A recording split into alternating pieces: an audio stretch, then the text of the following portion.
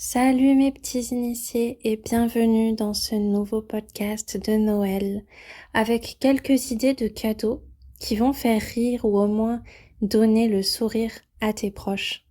Tout dépend de l'humour de la personne bien sûr, mais si vous êtes sur la même longueur d'onde, ça aura son petit effet je pense.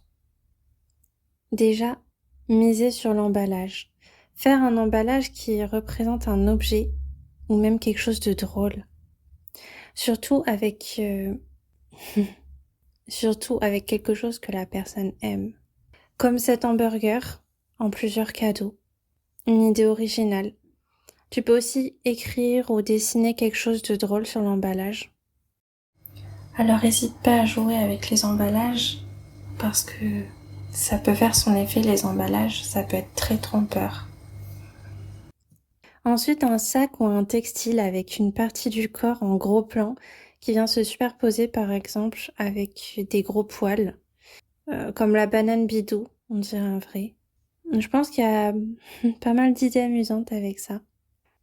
Ensuite, un jeu de société très amusant. Moi, je propose Speedback, un jeu de rapidité où il faut trouver des mots correspondants avec une phrase, avec les lettres dont on dispose, sachant que la carte posée doit être la première lettre du mot. C'est chaud, mais c'est vraiment drôle. Ensuite, un rouleau de PQ personnalisé. Tu peux faire marcher ton imagination pour que ce soit vraiment original. Je pense que c'est une blague qui est bien pour des potes ou quelqu'un que tu connais vraiment bien, histoire que la personne le prenne pas mal. De la pâte à prout. Ça va plus faire rire les enfants, mais si l'adulte a encore son côté enfant, ça fera aussi effet sur lui.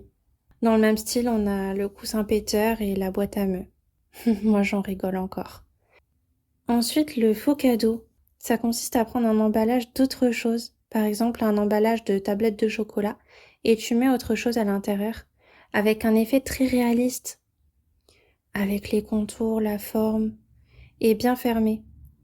Comme ça, la personne s'attend à quelque chose de très précis, et ensuite elle est surprise.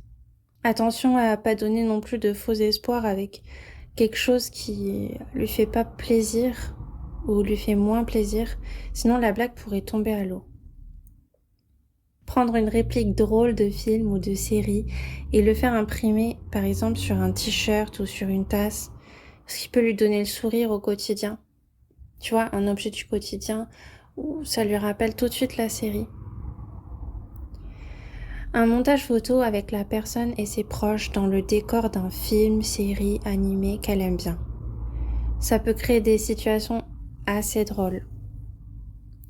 Une séance de yoga du rire. Ça m'est venu comme ça. J'ai jamais essayé, mais je pense que si tu vas dans l'optique de t'amuser, ça peut que bien se passer. La technique du faux cadeau qui cache le vrai. Pour que ça marche, il faut que le vrai soit bien caché. Le faux peut être par exemple une image de ta tête en gros plan qui fait une grimace. Et la personne va avoir et se dire What? Ou alors deux cadeaux dans le même emballage, mais qui ont rien à voir l'un avec l'autre. Les deux compléments peuvent se trouver dans un autre emballage ensemble, par exemple. Je sais pas si tu suis. À toi de trouver une idée ultra créative.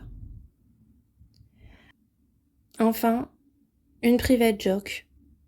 Une blague que seul toi et la personne pourront comprendre. Il y a beaucoup de possibilités avec ça.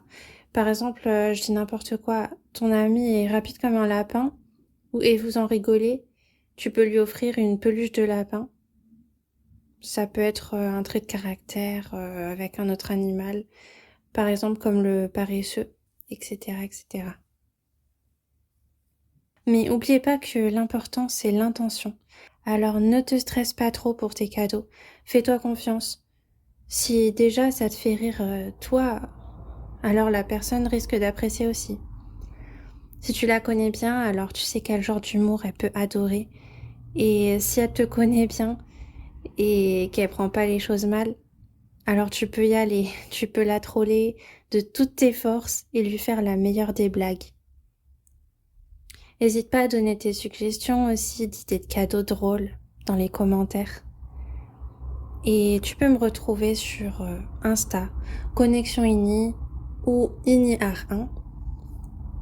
Et aller voir ma boutique inishop1.myshopify.com. Merci d'avoir écouté ce podcast. Il y en aura d'autres sur le thème de Noël.